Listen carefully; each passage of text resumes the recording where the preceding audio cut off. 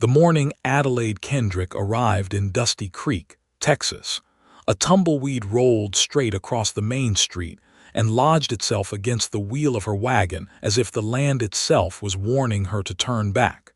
She did not turn back. It was the spring of 1878, and the air smelled of red dirt and something burning far off on the horizon. And Adelaide sat upright on the wagon bench with her travel bag pressed between her ankles and her jaw, set in a way that her late mother used to call stubborn and her father used to call brave.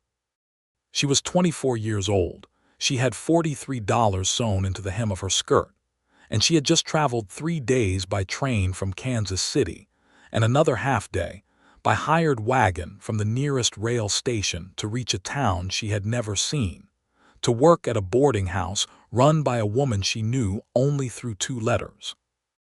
The woman's name was Margaret Cobble, and she had advertised in the Kansas City Courier for a capable woman to help run the Dusty Creek boarding house, which she described as a well-regarded establishment serving honest travelers and local ranchers. The letter had been warm, precise, and practical, and Adelaide had answered it because she had needed to leave Kansas City, and she had needed to do it quickly, and she had needed a reason that wasn't simply that the man she had almost married had turned out to be something entirely other than what she had believed him to be. She did not like to think about that. She focused instead on the street unfolding before her. Dusty Creek was not large. There was a general store, a livery stable, a sheriff's office with a dented tin star nailed beside the door, a saloon called the Red Lantern that was already audible from half a block away even at 10 in the morning, a small church with a cracked bell in the steeple, and a collection of homes and outbuildings spreading loosely in several directions like a hand dropped open on a table. At the far end of the main street, she could see a 2-story building with a wide porch and window boxes that had been planted with something green, and a hand-painted sign that read Cobble's boarding house. The hired driver pulled up in front of it and climbed down to retrieve her bag, and Adelaide stood on the porch steps and breathed in once deeply and thought, "All right then," and knocked on the door. Margaret Cobble was a woman of perhaps 55 with silver hair pinned efficiently, and eyes the color of storm clouds that were nonetheless warm when she looked at Adelaide. She shook her hand with both of hers and said, "You must be Miss Kendrick. You look exactly like someone who knows how to work hard, and thank the Lord for that because we have a full house this week and my left knee has been absolutely wicked." Adelaide liked her immediately. The boarding house had 7 guest rooms, a dining room that served supper every evening at 6, a kitchen that Margaret ran with an iron hand and a generous spirit, a small parlor for guests, and a room at the back of the ground floor that Adelaide was given for her own use.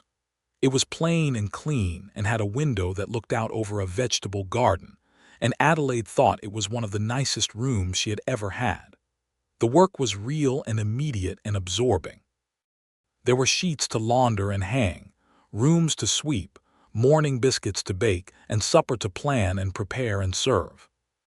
There were guests who wanted conversation and guests who wanted quiet and guests who could not decide what they wanted, and Adelaide navigated all of them with the practical steadiness she had developed over a life that had asked a great deal of her. Her mother had died when she was 15. Her father had followed 4 years later. She had worked in a dry goods store in Kansas City, then as a seamstress, then briefly as a bookkeeper for a merchant who paid her half what a man would have earned for the same work, and seemed to think she should be grateful. She was not a woman who frightened easily or needed things explained twice. She had been in Dusty Creek for 4 days when she met Hugh Garrison. He came in at supper time on a Thursday, which was the evening Margaret served her beef and onion stew, and he did not come in the way most guests came in, which was through the front door with a bag and an inquiry about vacancy. He came around the side of the house to the back door, which Adelaide was standing at that very moment, shaking out a tablecloth, and he startled her so thoroughly that she flung the tablecloth forward, and it landed directly over his head. There was a long pause. Then the tablecloth moved and a face emerged from under it, and the face belonged to a man of perhaps 30 with dark hair that was somewhat longer than was fashionable, and a jaw that had not been shaved in at least 3 days, and eyes that were an unusual shade of gray-green that Adelaide had no immediate name for. He was holding his hat in one hand. The tablecloth was draped over his other arm. He looked at her with an expression that was attempting to be dignified and failing in a way that she found oddly disarming. "Miss Cobble," he said. "No," Adelaide said. "Miss Kendrick, are you looking for Mrs. Cobble?" "I am. I have an arrangement with her. I stable my horse at the livery down the way and take my supper here most evenings when I'm in town. Name's Hugh Garrison." He held the tablecloth out to her with a slight incline of his head. "Sorry for startling you." "I startled you," Adelaide said, taking the tablecloth. "You were perfectly quiet." "I was. You flung that thing like you meant business." She felt something pull at the corner of her mouth that she did not entirely give permission for. "I'll let Mrs. Cobble know you're here," she said, and went inside. Margaret told her that Hugh Garrison was a rancher with a spread about 12 miles northeast of town, that he was a decent man and reliable in his payments, that he had been coming for supper perhaps 3 evenings a week for the past year or so, and that he was generally well regarded in Dusty Creek, though he kept somewhat to himself. "Why does he come to town so often if his ranch is 12 miles out?" Adelaide asked. "He's been short-handed this past year," Margaret said, ladling stew. "Had a foreman who left, and some trouble with the water rights on his east pasture. He comes in to meet with the county land office and to pick up supplies, and to not eat his own cooking, is my understanding. Take this bowl in, would you?" Adelaide took the bowl in. Hugh Garrison sat at the long dining table with 2 other guests, a traveling salesman named Dobbs who talked about thread quality with an enthusiasm that bordered on the spiritual, and a retired schoolteacher named Mrs. Hamlin who was visiting her daughter and had strong opinions about practically everything. Adelaide set the stew in front of Hugh, and he thanked her, and she went back to the kitchen and thought no more about it that evening. But he was back on Saturday and on Tuesday of the following week, and each time Adelaide found herself increasingly aware of him in a way that she did not particularly examine but could not entirely ignore. He was quiet at the table, which she appreciated. He was polite to Margaret and to the other guests, and to Adelaide herself without being the kind of polite that was actually condescending. When old Mrs. Hamlin got onto the subject of the Northern Pacific Railroad's monopolistic practices, which she did with some regularity, he listened with what appeared to be genuine attention, and occasionally asked a question that revealed he had actually been following the argument. On the 3rd week, Adelaide brought him his stew and accidentally knocked her elbow against the edge of the bowl and sent a significant quantity of it across the front of his shirt. She was already reaching for her apron to blot it when she heard him make a sound that she realized, with some surprise, was laughter. Real laughter, not polite or forced, the kind that arrived unexpectedly. "That's the second time," he said. "The second time what?" "The second time you've assaulted me with household linens and now my supper." He was grinning now, properly, and Adelaide felt something shift in the room that she could not have described precisely, but was definitely present. "I begin to think I've done something to offend you." "You haven't," she said, still blotting. "I'm usually considerably less destructive than this. I don't know what my hands are doing when you're around." She heard herself say it and felt a bloom of heat rise in her face. She stopped talking immediately.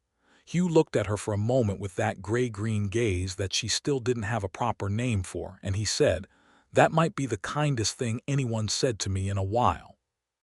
Adelaide took her apron and her burning face back to the kitchen and did not look at him again for the rest of the evening. But she thought about what he'd said while she was washing dishes, and she was still thinking about it when she went to bed.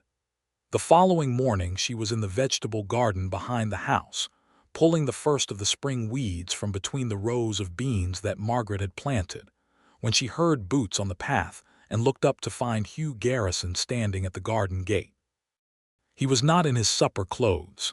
He had his hat on and was wearing a work shirt with the sleeves rolled to the elbow and carrying something wrapped in brown paper. "Morning," he said. "Is Mrs. Cobble about? I have some things from the general store she asked me to bring out." "She's in town herself this morning," Adelaide said, sitting back on her heels. "You can leave them on the porch and she'll find them." "I'll do that." He did not move immediately. He looked at the garden. "You planted those bean poles. They were already in. I just straightened them up and tied the new string. You know gardens. My mother kept a good one. I learned from watching her." She stood up and brushed the dirt from her hands. "Did you want to leave a message for Mrs. Cobble, or was it just the delivery?" "Just the delivery." He hesitated in the way that Adelaide was beginning to recognize, a slight pause before he said something that wasn't strictly practical. "I was thinking, when I was walking over, that I owe you a proper introduction. Yesterday evening didn't quite count. What with the stew?" Adelaide looked at him. The morning light was direct and clear, and she could see the lines around his eyes that came from squinting into sun and wind, and the particular quality of steadiness he had about him, like a man who had learned to be still in himself. "Adelaide Kendrick," she said, and offered her hand. "Originally from Kansas City." He took her hand and shook it with a gravity that felt like he meant it. "Hugh Garrison, originally from east of here and not inclined to go back." A pause. "Would you want to walk as far as the fence line? It's a decent morning." She looked at the garden and then at him. "Give me a moment to wash my hands," she said. They walked to the fence line at the edge of Margaret's property, and then a little further along the track that ran behind the main street, and Hugh told her about the water rights dispute on his east pasture, which involved a neighboring rancher named Cowboy who had diverted a creek that had historically served both properties, and was now claiming it had always run solely through his land. Adelaide listened and asked questions, not polite questions but real ones, the kind that showed she was following the argument, and Hugh answered them with the same directness with which he'd said everything else to her. And by the time they turned back toward the boarding house, Adelaide had the clear and slightly alarming sense that she had just had one of the most genuinely interesting conversations she'd had in years. "You know a fair amount about land law," Hugh said as they reached the garden gate. "I worked for a land merchant in Kansas City for about 8 months. He was not an honest man, which meant I learned a great deal about how dishonest things worked and by extension how honest things were supposed to work. That's useful knowledge. It has been, occasionally." He touched the brim of his hat. "Thank you for the walk, Miss Kendrick." "Thank you for the delivery," she said. She watched him walk back down the path toward the livery, and then went inside and told Margaret she had accidentally wasted most of the morning weeding only 3 feet of the bean row. And Margaret looked at her with the expression of a woman who had seen a great deal of life, and understood exactly what had happened without needing to be told. Over the weeks that followed, it became quietly understood between the two of them that there were conversations. Not arranged conversations, nothing so deliberate as that, but a pattern emerged in which Hugh came for supper and afterward, while Adelaide was finishing the clearing up. He might stay in the kitchen doorway and they might talk about the water rights case, which he had formally filed with the county land office, or about the price of cattle, which had been volatile, or about books, which they had both read more of than their respective circumstances might have suggested to an observer. Adelaide had read widely and somewhat eccentrically, whatever had come to hand, and Hugh had a small collection of books on his ranch that he had carried with him when he first came west and had supplemented slowly over the years, and they discovered a mutual and somewhat passionate disagreement about whether Oliver Twist was a better novel than David Copperfield, a disagreement they revisited several times and never fully resolved. Adelaide learned in pieces the shape of his history. He had come west from Virginia in 1869, when he was 21, following an older brother who had gone before him and who had died of a fever 2 years after Hugh arrived, leaving Hugh with half ownership of the ranch they had been building together.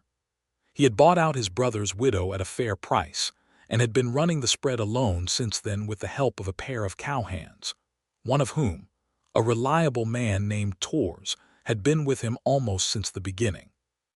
The other hand was a younger man named Billy Creed, who was good with horses, but occasionally unreliable in other ways. He did not say much about the years between Virginia and Texas except once, in a tone that closed the subject as clearly as a door, that there had been things in the war that had taken a while to put down, and he had found that hard physical work in wide open spaces was the most effective medicine for certain kinds of damage. Adelaide did not press him on it. She understood, in her own way, the use of forward motion. She did not tell him everything about Kansas City either. She mentioned the dry goods store and the seamstress work and the land merchant, but she did not mention the man she had almost married, whose name had been Franklin Hale, and who had seemed, for nearly a year, to be steady and kind and honest, and had turned out to be none of those things. The discovery had been abrupt and terrible, and had left Adelaide with a particular wariness about her own judgment that she was still, quietly, working through. It was Margaret who forced the subject, in her direct and pragmatic way, one evening in late May, when Adelaide was helping her mend some guest linens and Hugh had left an hour before. "That man looks at you the way a man looks at something he can't quite believe is real," Margaret said, not looking up from her stitching. "Don't," Adelaide said. "I'm not matchmaking, I'm observing. There's a difference." "You are absolutely matchmaking." "I like him," Margaret said. "He's a good man, I know the type. And I know the type you came here running from, though you've never said it, and they're not the same type." Adelaide pulled a thread through and knotted it. "I know that. Do you?" Because knowing it in your head and knowing it where it matters are two different things. And I've watched you pull back every time that man gets somewhere near the edge of something real. Adelaide did not answer immediately. Outside the window the evening was turning that particular shade of rose gold that it turned in the Texas spring, and somewhere on the street someone was playing a harmonica, and she thought about Hugh's face when he laughed, which was not often but was, when it happened, completely genuine, and about the water rights dispute and the way he had said there had been things in the war that had taken a while to put down. "I'm not pulling back," she said finally. "I'm being careful." "There's a difference between careful and afraid," Margaret said. "You know that too." Adelaide put down the linen. "I know," she said quietly. "I know that." The water rights dispute came to a head in the first week of June, in a way that was sudden and ugly and forced Adelaide's attention entirely away from her internal deliberations about what she felt and what she was afraid of. She was in the front parlor on a Wednesday morning, dusting the mantelpiece, when Tors came through the front door of the boarding house without knocking. Tors was a compact, serious man of about 35 with a face that showed very little and showed it very steadily, and when he showed something as readable as the look he was wearing at that moment, Adelaide stopped what she was doing immediately. "Is Miss Kendrick here?" he said to Margaret, who was behind the front desk. "I'm here," Adelaide said, coming to the parlor door. "Mr. Garrison sent me. He's at the land office and he said could you come if you're able, because the man from Calloway's has brought a lawyer and the county recorder, and the documents they have are not what the judge should see without someone who understands how fraudulent land filings work, and he remembered what you told him about the merchant." Adelaide thought of Franklin Hale and his beautifully forged documentation and said, "Let me get my coat." The county land office was a single room above the hardware store with a large table and several chairs, and a smell of old paper and linseed oil. When Adelaide arrived with Tors, Hugh was already there, standing at one end of the table with a quality of controlled tension visible in the set of his shoulders, and across from him was a man Adelaide didn't know, and a lawyer in a city suit, and a county recorder who looked as though he'd rather be somewhere else. Hugh looked at her when she came in, and something in his expression shifted, not to relief exactly but to something adjacent to it, a recalibration, as if her presence changed the arithmetic of the room. "Miss Kendrick," he said, "thank you for coming.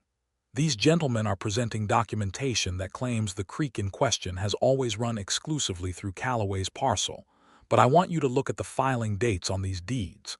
She looked at the deeds.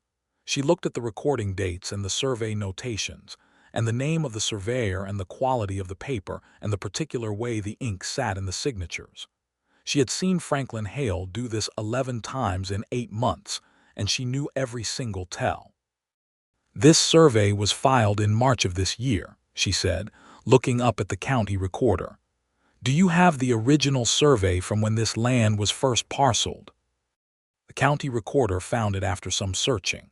Adelaide placed the two documents side by side. The creek notation in the original survey was ambiguous, clearly running along a boundary line rather than cleanly through either property. The new survey had redrawn the creek path in a way that was subtle but definitive, and the surveyor's name was different, and the paper was slightly too white. "This is not a copy of an original survey," Adelaide said calmly. "The paper is wrong for the age it's supposed to be.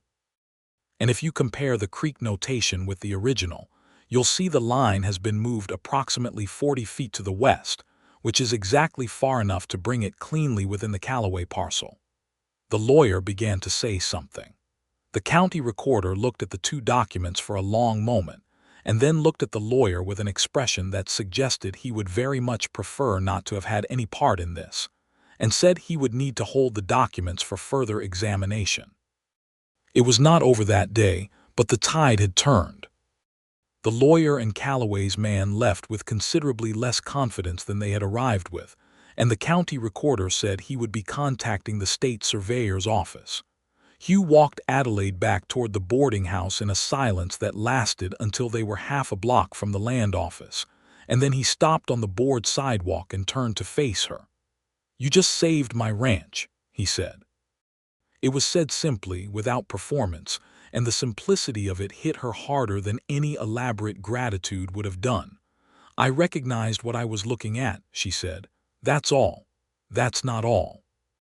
He was looking at her with an intensity that was different from his usual steadiness, not more heated exactly but more open, as if some careful surface had dissolved.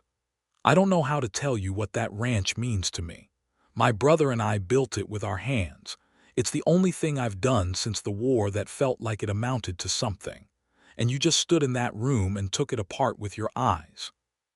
Your brother would be proud of what you've done with it," she said, and surprised herself by saying it.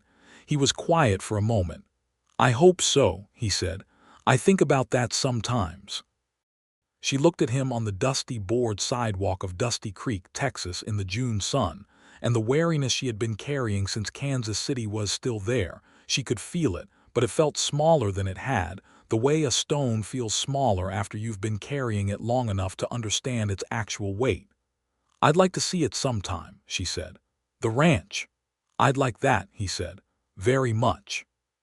He rode her out the following Sunday in a borrowed wagon since she didn't ride, which she acknowledged with the same matter-of-fact honesty with which she acknowledged most things about herself.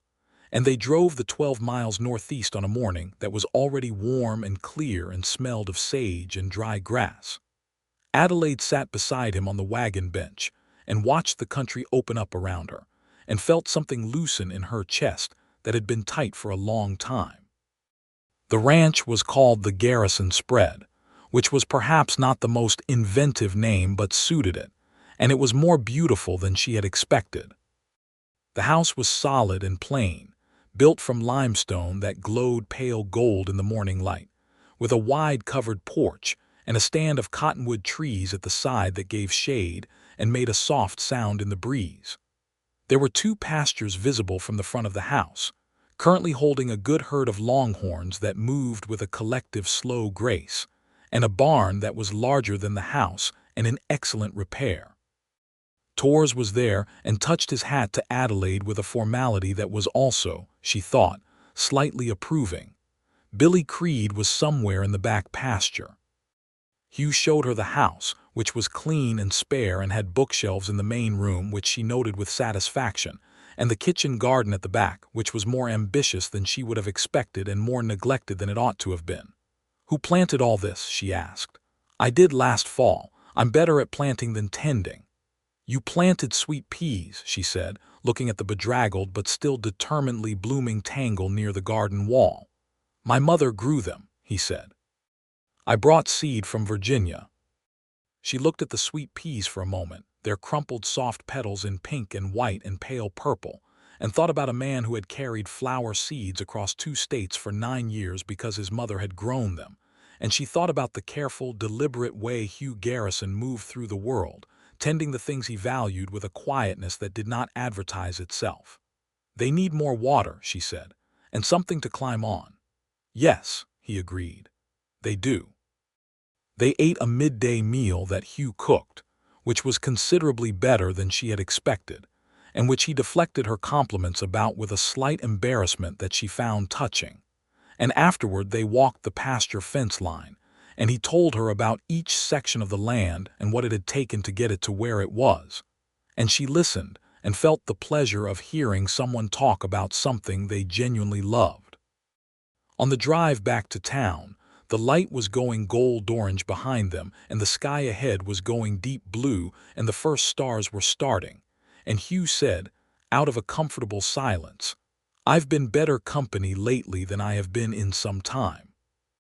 "I've noticed," Adelaide said. "I think it's your fault. I'll accept that." He looked at her briefly, and she looked at him, and neither of them said anything else for a while, but it was the kind of quiet that has something in it, something present and warm and real, and Adelaide let herself sit inside it without pulling away. It was 2 weeks after the ranch visit in mid-June that the Calloway situation came back in a different and more dangerous form. She heard about it from Tors, who came to the boarding house early in the morning looking grimmer than she had ever seen him, and the story he told was this. Hugh had been out checking the east fence line the previous evening and had found it cut, 2 sections down, and the creek diversion channels that Calloway's men had been constructing on his side of the line filled in, and the adjacent pasture gate left open. 3 of Hugh's longhorns had wandered onto Calloway's land before Hugh could get them back, and Calloway was now claiming they had been driven there deliberately and demanding restitution. "Where is Hugh now?" Adelaide asked. "He went to see the sheriff this morning," Tors said. "But the sheriff and Calloway play cards together on Fridays, which is not ideal." Adelaide thought about this. "What does Hugh need? He needs a record of what happened before Calloway's story gets fixed in the county's mind. He needs it documented properly, and he needs someone the county recorder trusts to present it." Adelaide thought of the county recorder's expression in the land office when she had laid the 2 surveys side by side. She thought he was, actually, an honest man who did not want to be made dishonest by powerful neighbors, and that he might be receptive if approached correctly. She was at the county recorder's office by 9 that morning with a written account of what Tors had described: the fence cuts, the filled diversions, the gate, and a calm argument for why this constituted evidence of continued bad faith in the water rights dispute that the state surveyor's office was already investigating. The county recorder read it twice and said he would file it formally and send a copy to the state office. Adelaide was walking back down the main street when she ran into Hugh coming out of the sheriff's office with a look on his face that told her the meeting had gone about as well as Tors had predicted. "The sheriff says he can't act on a fence cut without witnesses," Hugh said. His voice was even, but there was a tightness underneath it, which Calloway knows perfectly well. "The county recorder will file our account," Adelaide said, "and I've linked it to the state survey investigation. Calloway can't separate these incidents anymore. They're all part of the same pattern." She paused. "This is going to hold, Hugh. The law is slow, but it's moving in the right direction." He looked at her for a long moment in the middle of the dusty street, and then he said, very quietly, "What did I do before you got here?" She felt the warmth of it move through her like sunlight through a window. "You managed," she said. "Barely," he said. "Come and have coffee. I want to tell you something." They sat in the small restaurant at the end of the main street, the only one in Dusty Creek, which served strong coffee and excellent pie, and Hugh put both hands around his coffee cup and looked at the table for a moment before he looked up at her. "I want to say something, and I want to say it plainly," he said. "I'm not a man who talks around things easily, but I've been trying to work out how to say this for about 3 weeks, and I've decided that you are exactly the kind of woman who would prefer plain speaking to any kind of performance." "I am that kind of woman," Adelaide confirmed. "I have feelings for you that are serious," he said. "Not passing feelings, not the kind of feelings that come from gratitude or from proximity. I have thought about this carefully because I am aware that you came here from something that was not easy, and I don't want to be one more person in your life who rushes you toward something before you're ready. But I want you to know where I stand because I think you deserve to know it clearly." Adelaide set down her coffee cup and looked at him and felt, somewhere in the center of herself, the last of the tight wariness she had been carrying give way, not all at once but in the way a knot loosens when you find the right thread, gradually and then completely. "Franklin Hale," she said. Hugh was quiet. He waited. "He was a man I was going to marry in Kansas City. For almost a year I believed he was one kind of man, and then I found out very quickly that he was an entirely different kind of man. He had been lying about practically everything that mattered, who he was, what he had, what he wanted from me. Not in ways I should have missed, I've spent a year telling myself that, but in ways that were calculated and practiced and very convincing." She paused. "I came here because I needed somewhere that wasn't there, and I told myself it was practical, and it was, but I was also frightened. Of my own judgment mostly." "That's a reasonable thing to have been frightened of," Hugh said. "I know, but I also know now after this many weeks that you are not that." She met his eyes. "I know it not because I've decided to trust my judgment again, though I have, but because everything you are is visible. You don't perform yourself for people. You're the same with Tors as you are with me, as you were with that county recorder. There's no gap between the outside and the inside, and that is, in my experience, a very rare thing." Hugh said nothing for a moment. His jaw worked slightly. "Adelaide," he said. "I have feelings for you too," she said. "Serious ones, that's what I'm saying." He reached across the table and covered her hand with his, and it was a simple gesture, nothing elaborate, but it felt like a door opening into a room she had not known was there, and finding it warm and lit and exactly right. "Then I would like, very much, to court you properly," he said. "With your permission." "You have it," she said. "Though I should tell you that your sweet peas are going to die entirely if nobody strings them up properly, and I've been thinking about them for 2 weeks." He laughed, the real laugh, the one that arrived without permission, and the restaurant was bright around them, and outside the window Dusty Creek went about its business in the June heat, and Adelaide thought, yes, all right, yes.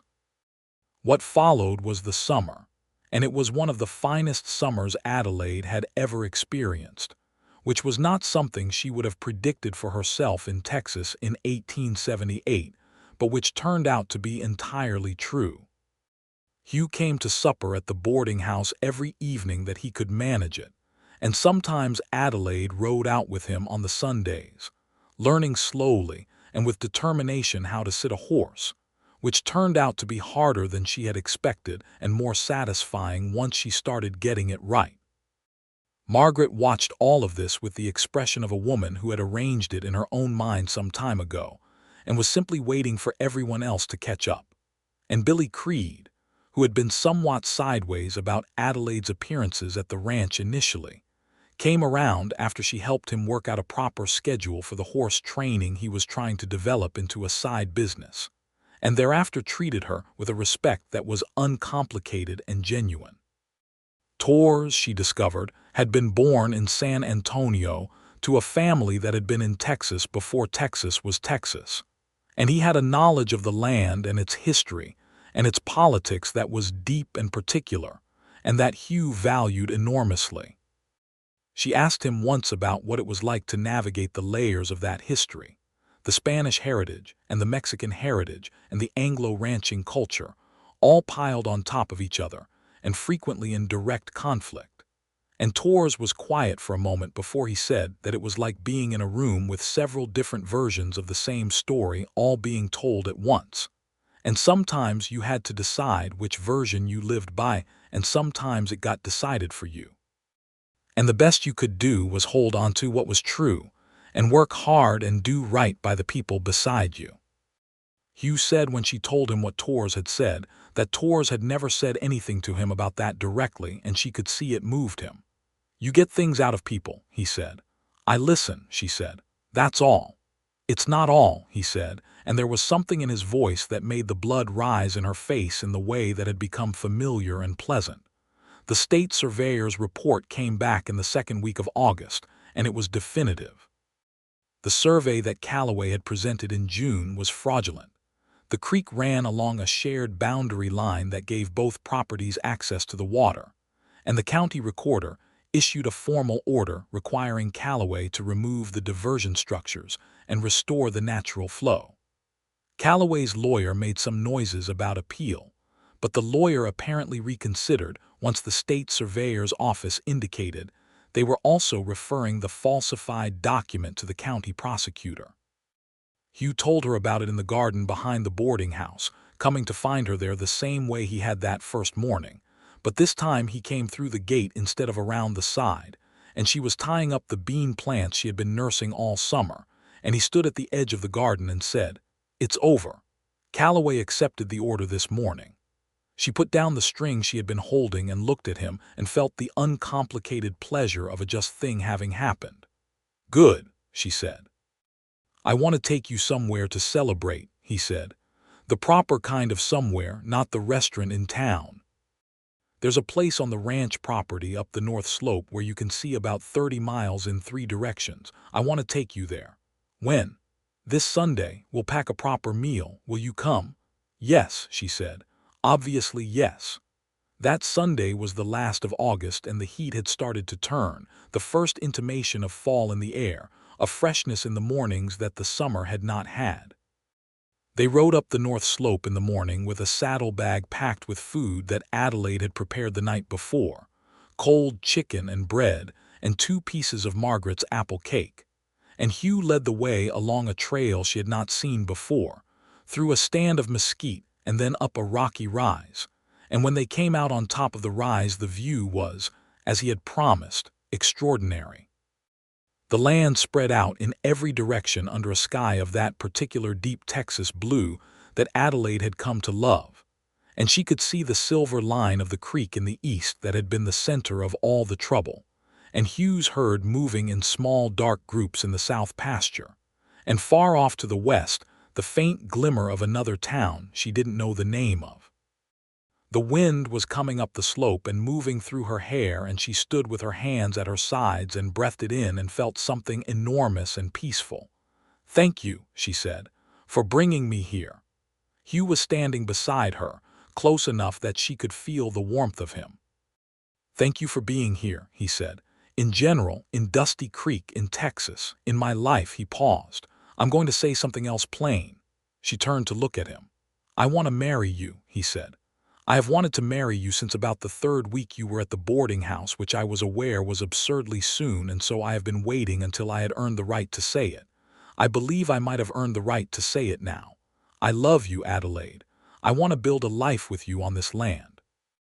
I want to wake up in the house down there knowing you're in it. I want to argue about Dickens for the rest of my life."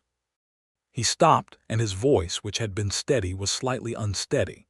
"I want to string up those sweet peas properly and have you in the kitchen garden and grow something together." She had been planning, she realized, to be more composed than this. She had thought she would be calm and articulate because she was generally calm and articulate, but she found that her throat was doing something inconvenient and her eyes were doing something worse. "Hugh," she said, "you don't have to answer right now. I know you've been careful, which is the right thing to be, and I don't need—" "Yes," she said. "I was going to say yes." He stared at her. "I love you," she said, because once she had started saying the real things it turned out she could not stop. "I have loved you for quite some time. Not since the 3rd week. I'm more stubborn than you, but for long enough. And yes, I want to marry you. I want to live on this ranch and argue about Dickens and fix that kitchen garden and be in your life." She took a breath. "I came to Texas to start over, and I think this is what that actually means. This is the start." He crossed the space between them and took her face in both hands and kissed her with a tenderness that was also underneath something absolutely sure, the kiss of a man who had made a decision and meant it entirely. And Adelaide kissed him back with all of the summer and everything before it and everything still to come. And above them the Texas sky was enormous and blue and perfect. And far below them the ranch lay in the warm morning light, waiting. They told Margaret that evening, and Margaret said, "Well, finally," and then immediately began to cry, which she did with the same practicality she brought to everything, standing at the kitchen counter with her apron pressed to her face, and said through it that she was absolutely not losing a kitchen assistant, and Hugh had better understand that Adelaide was going to keep working at the boarding house for as long as she chose to. To which Hugh said he would not dream of interfering with Adelaide's choices about her own life, and Margaret lowered the apron and looked at him approvingly and said, "Good. Then I have no objections." Torres shook Hugh's hand when they told him, and then turned to Adelaide and said something in Spanish that Hugh translated as, "He says that the ranch has been waiting for someone like you." Billy Creed looked slightly overwhelmed and said, "Well, congratulations, I suppose," and then added, "Miss Kendrick, do you think we might get some proper curtains in the bunkhouse now? The sun comes in terrible early." The wedding was in October, when the heat had fully broken, and the cottonwood trees by the house had gone gold, and it was held at the small church in Dusty Creek with the cracked bell in the steeple that rang anyway, somewhat unevenly, as Adelaide and Hugh walked in.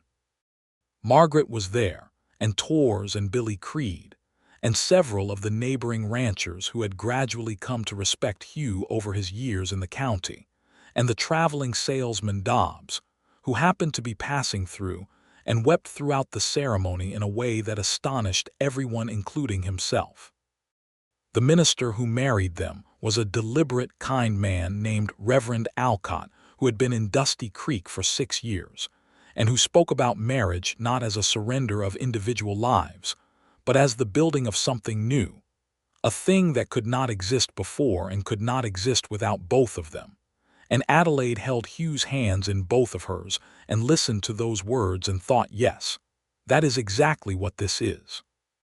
When Reverend Alcott said Hugh could kiss his bride, Hugh did, and someone in the pews made a sound that Adelaide thought was probably Dobbs. They drove back to the ranch that evening, the two of them together in the wagon as the stars came out, and Adelaide thought about the morning she had arrived in Dusty Creek, and the tumbleweed that had lodged itself against her wagon wheel as if warning her away. And she thought that if she had listened to it she would have missed all of this. The ranch and the kitchen garden and the creek that ran along the shared boundary line, and the man beside her, who was looking at the road ahead with the steady, quiet joy of someone who has arrived somewhere he intended to be. The ranch house was warm when they came into it, Torres having laid a fire before he took himself to the bunkhouse, with a tact that Adelaide found enormously considerate, and she stood in the main room with the bookshelves and the stone hearth and the fire going, and felt the extraordinary particular sensation of being home in a place she had only known for months, as if the land had been waiting for her the same way Torres had said it had. Hugh stood in the doorway behind her, and she turned, and he was watching her with the gray-green eyes she had finally named, somewhere around July, as the color of sage and storm, and she crossed to him, and he put his arms around her, and she stood inside them and felt the full, settled completeness of it, the yes and the finally and the now. That first year of marriage was a full one. Adelaide learned to ride properly, with Torres' patient instruction, and by spring she could take one of the quarter horses out along the fence line without assistance, and came back each time with that particular brightness in her face that Hugh associated with something genuine and satisfying happening. She kept a record of the ranch accounts, which had been maintained in a system that made logical sense only to Hugh, and reorganized them into something clearer and more useful, and discovered in the process that the ranch was more profitable than Hugh had realized, partly because he had been allowing a neighboring rancher to water his herd from the creek at a rate that was considerably below what was fair. And she renegotiated this in a way that was firm but not unfriendly, and increased their income by a meaningful amount. She kept the kitchen garden with a thoroughness that made it produce abundantly, and the sweet peas by the garden wall were properly strung and properly watered and bloomed in late spring in a cloud of pink and white and pale purple that made Hugh stop and look at them every morning as if the sight of them mattered to him, which it did. She also kept working at the boarding house 3 days a week, which she had told Hugh she intended to do, and which he had supported without qualification. Margaret needed the help, and Adelaide valued the independence of it and the connection to the larger world of Dusty Creek, and Hugh had meant it when he said he would not interfere with her choices about her own life. And the ease of that, the absence of any tension around it, was something Adelaide appreciated with a depth she could not always articulate but felt daily. There was a conversation, one evening in the fall of that first year, when they were sitting on the porch in the late light, about the future and the ranch and the life they were building, and it turned inevitably to children, as such conversations do, and Adelaide said she wanted them and Hugh said he wanted them, and then he said something that she held onto for a long time afterward. He said, "I want you to always be able to say what you need, whatever it is, with the ranch or with me or with anything. I spent a long time after the war not being able to say what I needed, and I know what that costs. I don't want that to be us." "It won't be," she said. "I'm not that quiet about things." "No," he agreed. "That's one of the many things I love about you." She leaned her head against his shoulder, and the evening went blue around them, and somewhere in the south pasture, the longhorns were settling for the night, and the cottonwood trees were making their particular sound. And she thought about Margaret saying there was a difference between careful and afraid, and she thought she had fully crossed that line by now. In the spring of 1880, Adelaide gave birth to their first child, a son they named Thomas Henry Garrison, after Hugh's brother and Adelaide's father respectively, and the birth was managed by a capable midwife in Dusty Creek named Mrs. Rosa, and Hugh sat outside the bedroom door for 6 hours in a state of anxiety that Torres later described as the only time he had ever seen the man look genuinely undone.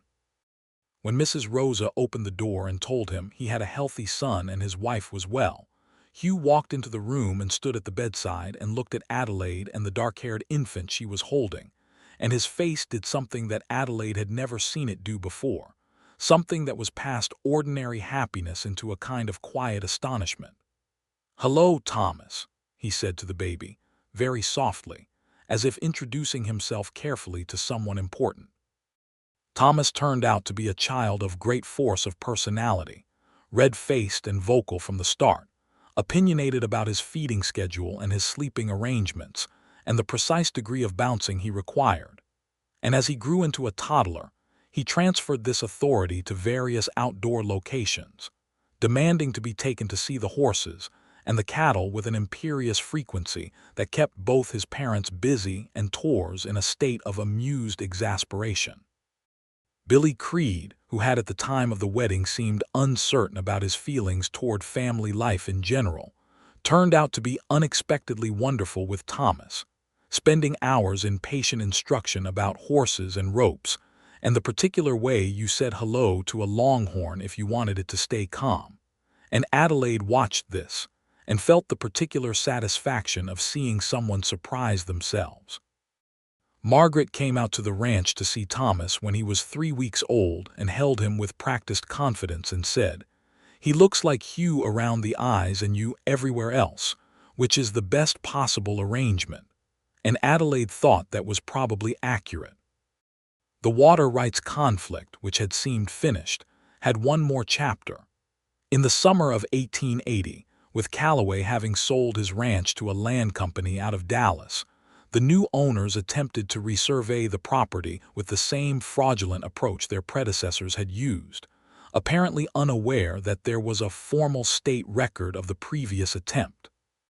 Adelaide handled the initial response herself, writing directly to the state surveyor's office with the documentation from the first case and the new filing, and the matter was dismissed in Dallas within a month without ever reaching the county level.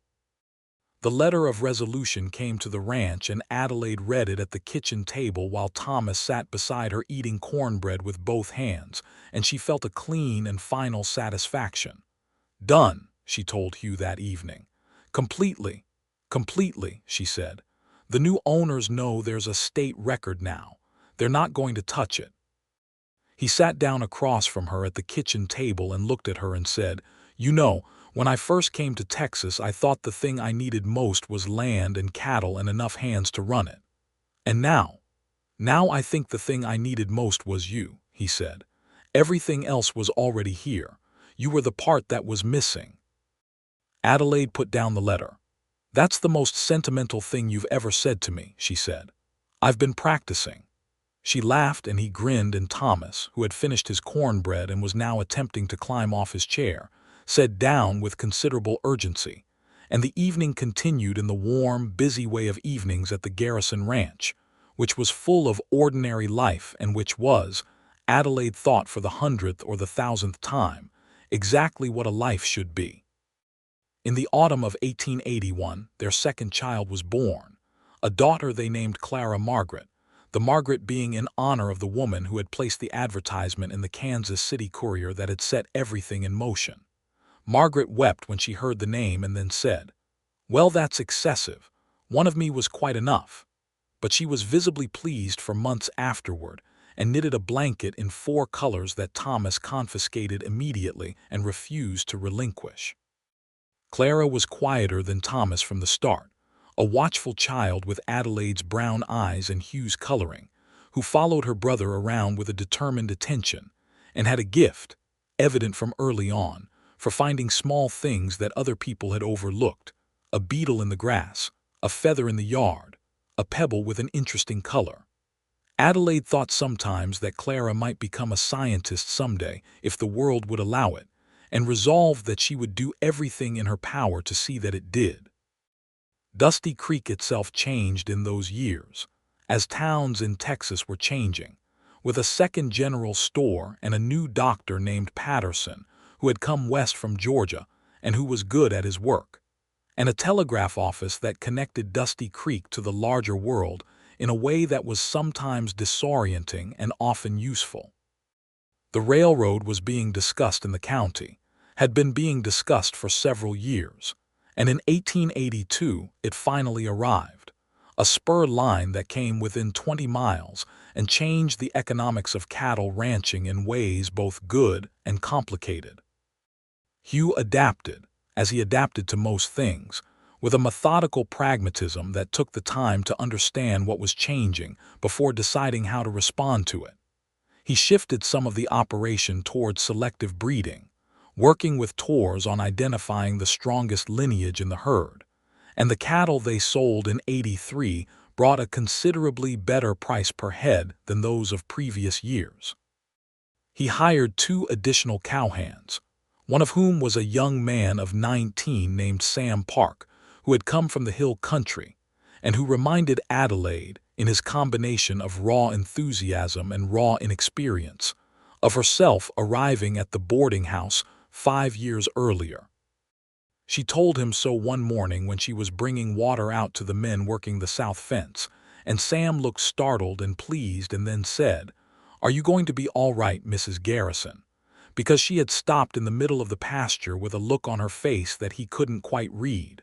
"I'm fine," she said. "I was just thinking about something."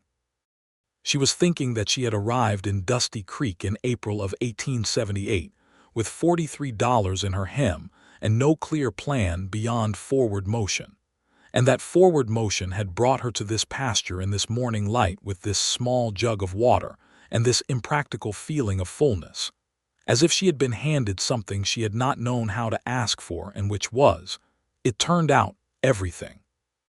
She was thinking that the thing she had been afraid of, after Franklin Hale, was not being heard again.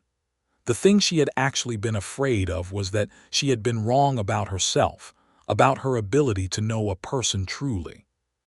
And Hugh had proved, quietly and consistently and over years, that she had not been wrong, that she could know a person, that the skill was real and the application had been right, and the thing she had found was exactly the thing she thought it was. She carried the water to the fence line, and Tors took his tin cup, and Billy Creed, who was still there and still slightly confused by curtains but excellent with horses, took his. And Sam Park took his with both hands and drank it gratefully in the August heat.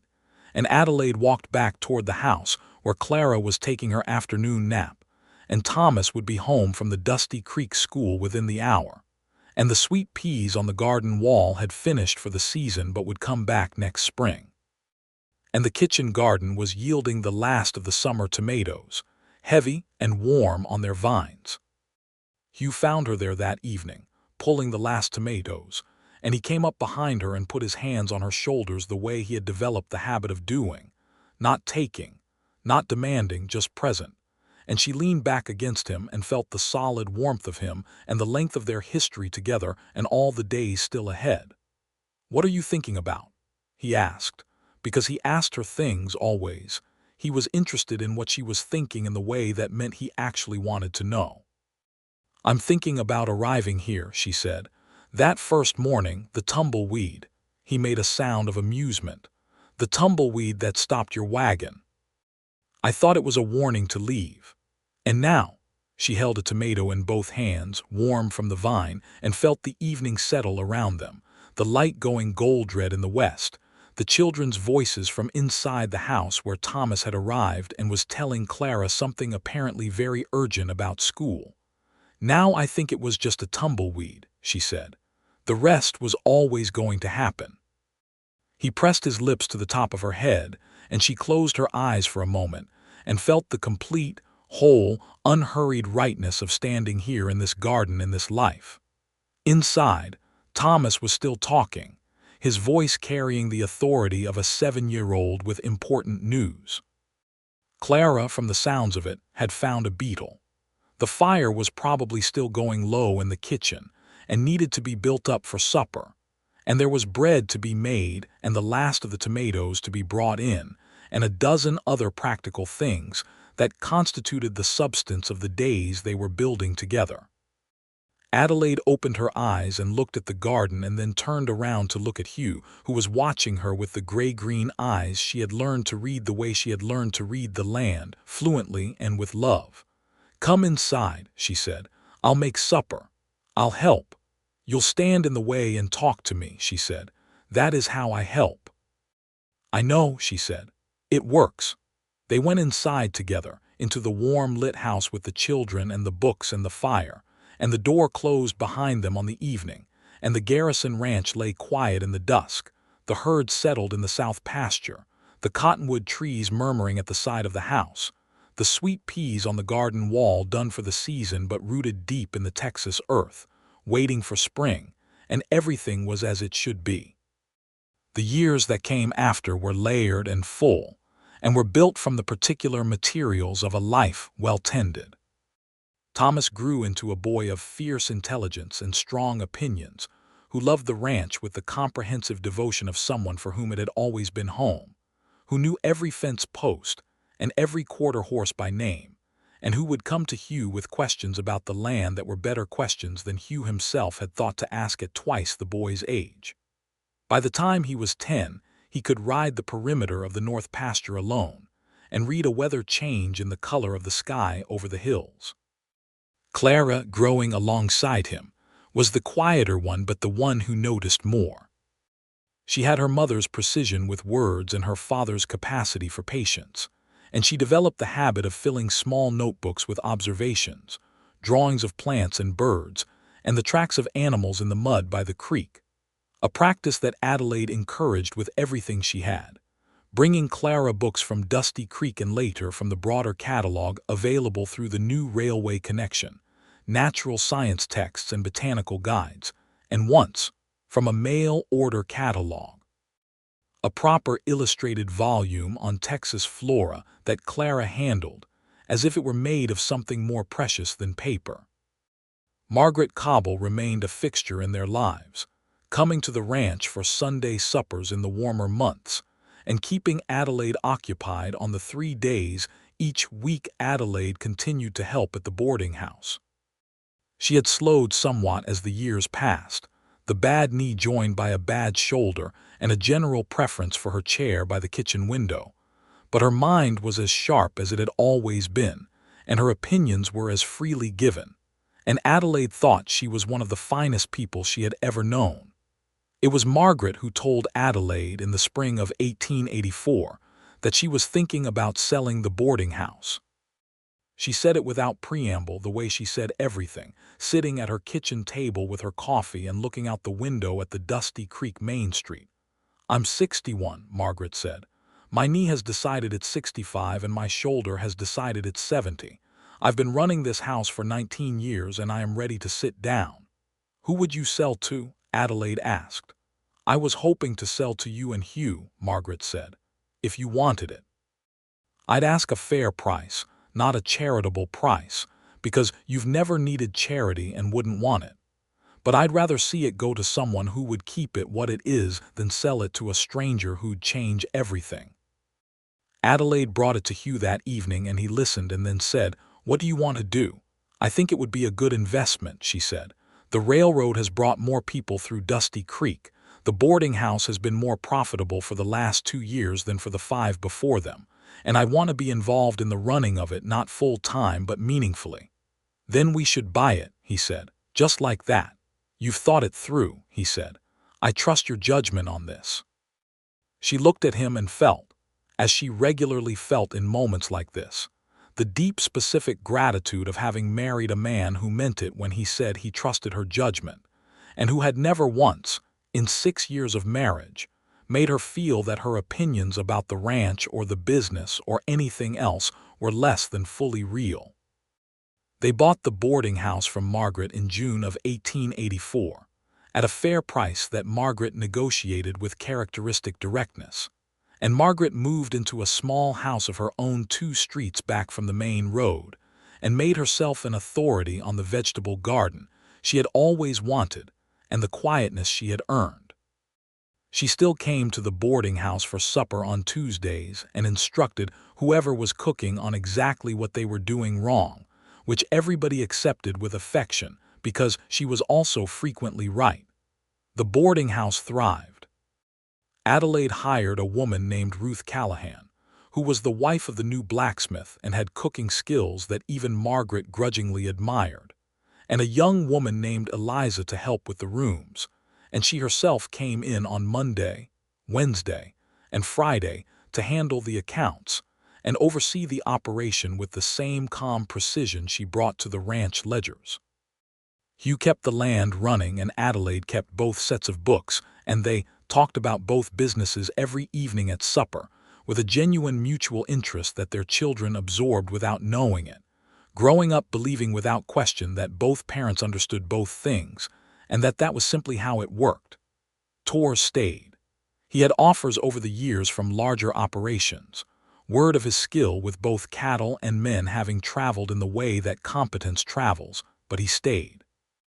Hugh increased his wage without being asked twice, and at some point it had simply become understood that Torr's was not an employee but something closer to a partner. And the 3 of them, Hugh and Adelaide and Torr's, made decisions about the ranch in the kitchen over coffee in a way that was easy and direct and functional. Billy Creed eventually departed in the autumn of 1883 to pursue the horse training operation he had been developing on the side, setting up a modest spread south of town that became, over the next few years, a genuinely respected business. He remained close to the Garrison family, appearing regularly for Sunday suppers, and maintaining with Thomas the horse education he had begun when Thomas was barely old enough to walk. Sam Park, the young man from the hill country, grew into an excellent hand and stayed on for several years before heading further west, sending back occasional letters that were brief and vivid, and which Adelaide read aloud to Thomas as examples of how economy of language did not mean absence of content. In 1885, Adelaide gave birth to their 3rd child, another son, who was named James after no one in particular, except that they both liked the name. James came into the world with an ease that surprised everyone and a temperament that continued to be easy in the years that followed, the most good-natured of their children, the one who laughed readily and rarely fought, and who had the particular gift of making the people around him feel that everything was probably going to be fine. Hugh said once, watching James sleep in his cradle with his fists loosely curled, that the boy seemed to have been born already sure of things, as if some of the uncertainty had been used up on his parents before he arrived, and he'd had none left to inherit. Adelaide thought that was perhaps the most insightful thing Hugh had ever said, and she told him so, and he looked pleased in the modest way he always looked pleased when she said something like that, a slight straightening, a quality of warmth. By the summer of 1886, Dusty Creek was a different place than it had been when Adelaide arrived. The population had grown. There were now 3 churches and a proper schoolhouse and a doctor's office, and 2 lawyers and a bank, and a newspaper that published twice a week. The frontier edge of the place had softened somewhat, though it had not disappeared. You could still hear cattle being driven up the main street at the right time of year, and the Red Lantern Saloon was still audible from half a block away, and the land beyond the town limits was still the same enormous, beautiful, demanding Texas land that had always been there. Hugh was 40 years old, and the lines around his eyes had deepened, and there was gray in his hair at the temples, and Adelaide thought he was more handsome than he had been at 30, that the time had done something to his face that was additive rather than subtractive, and she told him so on his birthday in a quiet moment before the children came down for supper. "You're flattering me," he said. "I never flatter," she said. "I report accurately." He caught her hand and kissed the back of it with a deliberateness that still, after 8 years, made something warm move through her. "Adelaide Garrison," he said, "what in the world would I do without you?" "Manage badly," she said. "As previously established." He laughed and kissed her properly, and one of the children called from upstairs, and they separated with the particular good-humored regret of parents of 3. But she held the moment in her mind afterward, and thought about how a life was made of moments like this, unremarkable ones and remarkable ones in equal measure, and how the unremarkable ones accumulated into something that was, in total, the most remarkable thing of all. That fall, Adelaide wrote a letter.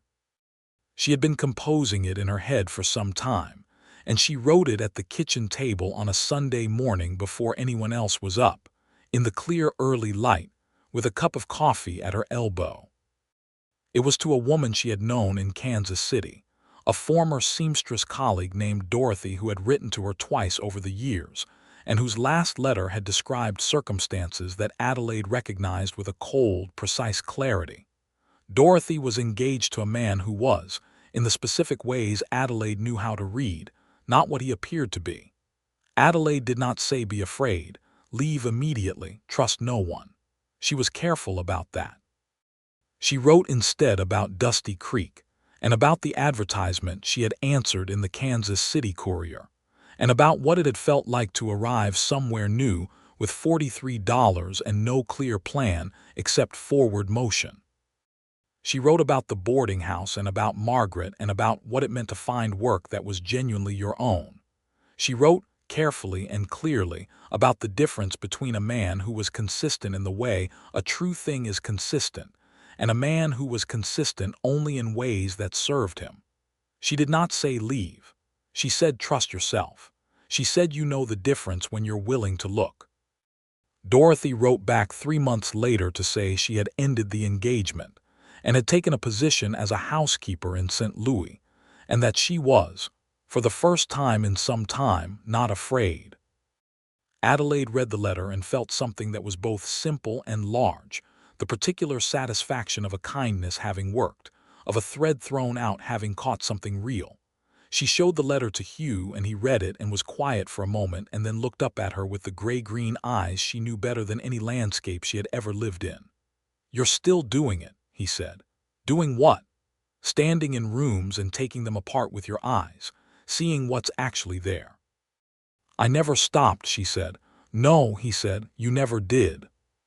He folded the letter and handed it back to her, and she set it on the shelf beside the bookshelves where they kept things that mattered. And outside the kitchen window, the kitchen garden was going bare for winter, but the sweet pea vines were still on their strings, dry and brown but rooted. And in the spring they would come back, as they always did, and everything would bloom again. Thomas came down the stairs in the particular thunderous way of 12-year-old boys and announced he was hungry. Clara came behind him with a notebook and a look of focused thought. James came last, still mostly asleep, his dark hair in every direction, and made his way directly to Adelaide and pressed his face against her side in the morning manner he had not yet given up, and she put her hand on his head and felt the warmth of him and the ordinary miraculous weight of the day starting. "Breakfast," Hugh said, getting up from the table. "I'll do the eggs." "You'll stand in the way and talk," Adelaide said. "That is how I help," he said. "I know," she said. "It works." And it did, and it had, and it would continue to, in all the ordinary and extraordinary mornings of the life they had built from a tablecloth thrown over a stranger's head, and a bowl of spilled stew, and a walk to a fence line on a fine spring morning, and a question asked on a hilltop with 30 miles of Texas visible in 3 directions. The ranch spread out beyond the kitchen window in the pale winter light, the south pasture and the east pasture and the creek running along the shared boundary line, and the house was warm and full of voices. And Adelaide Garrison, who had arrived in Dusty Creek with $43 and a jaw set in the way her father had called brave, stood at her kitchen window and looked out at all of it, at every part of the life she had chosen and built and tended, and she was glad, completely and without reservation. And she was home,